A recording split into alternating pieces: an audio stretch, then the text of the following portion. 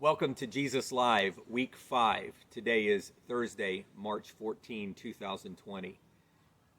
I don't have any music today. I haven't coerced any of my family members to sit up here and to share some of their gifts with you.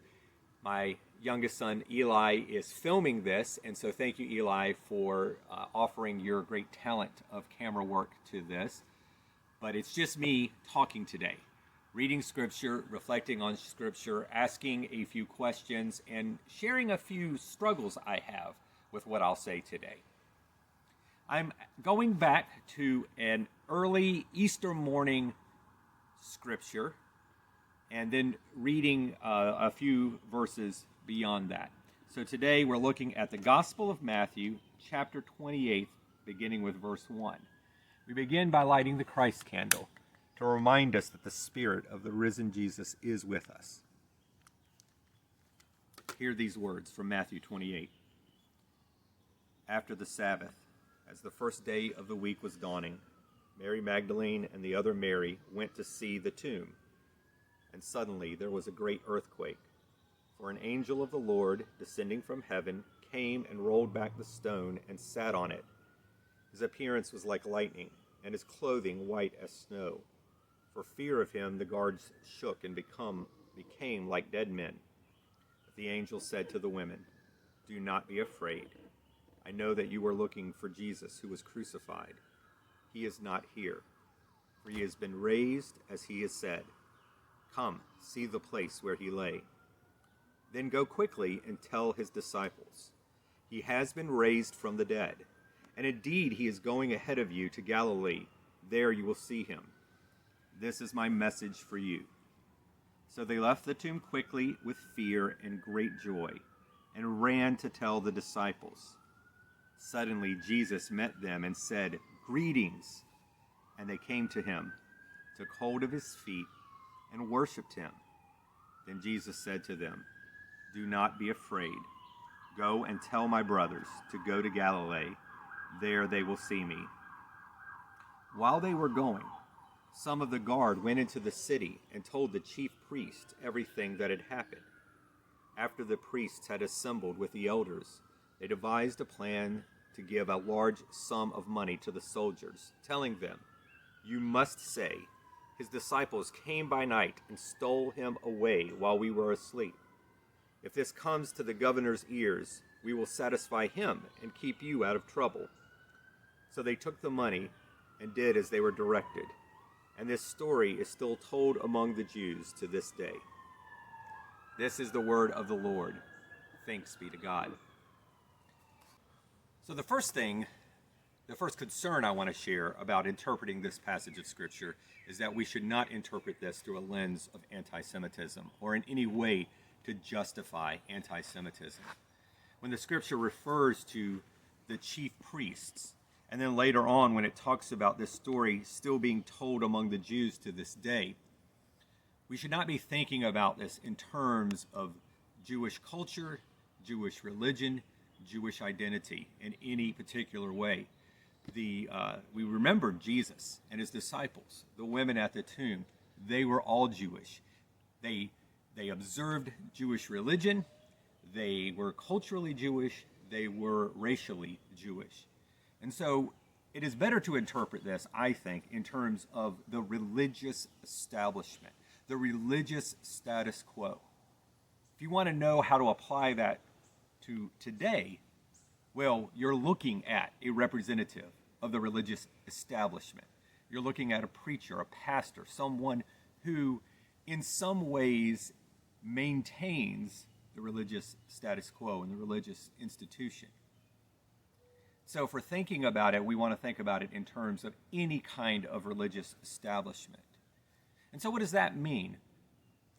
What can we glean from this passage of Scripture today in the comparison between the two stories of Jesus appearing to the women and the women going to tell the disciples the good news that Jesus is alive, versus the religious leadership wanting to squash this story, wanting to spin this story, wanting to keep this story down? Well, maybe we can think about it in this way. Perhaps we can think about it in terms of those in positions of power, those who represent establishment in religion, in government, in any segment of society, the temptation always is to maintain the status quo and to do whatever it takes to keep control, keep things in a box, and that's exactly what you see happening here. Those who proclaim the good news that God is doing something different, that something world-changing is happening, the ones who proclaim this are the people on the margins. You think back to the role of women in first century Judaism, first century Roman Empire. The role of women in that time would have been on the margins. These would not have been voices and positions of power. And yet they are the ones to whom Jesus appeared. They are the ones who are first entrusted with sharing good news that he is raised from the dead. So the question is, where are those in positions of power that work so hard to keep the status quo, to keep everything in a box, to maintain their power and their control, and to squash out good news, transformational living that's going to turn everything upside down? Where are those voices? Who are those people? And how do we pay attention or resist those voices? And where are the voices on the margins?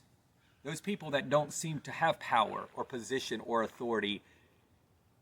Those voices that are sharing news of liberation, news of freedom, news of hope, news of transformation. Something is different happening in the world.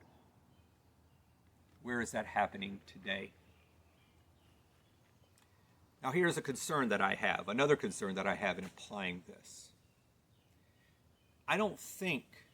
While I think it is really, really important for us to listen to the voices on the margins, this is not justification for us to go chasing after every fringe conspiracy theory that's out there.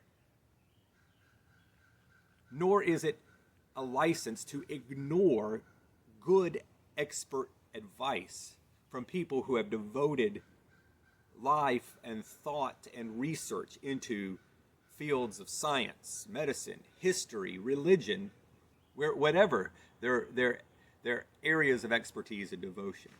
Because there are people today, voices on the fringe, spouting all kinds of theories that are aimed at sowing confusion. They're aimed at lining their own pockets. They're aimed at leveraging our opinions for one political agenda or another. It is not the same as the voices of these women on the margins, the powerless voices that are proclaiming news of hope and transformation. It is actually sometimes today these fringe voices that are, because of money, because of their own desire for power, because of their own alignment with certain political agendas, they are trying to spin things with their fringe news. And there are also good, decent people who are in positions of authority, who dedicate life and time and energy and thought to, as much as they can understand it, a clear and precise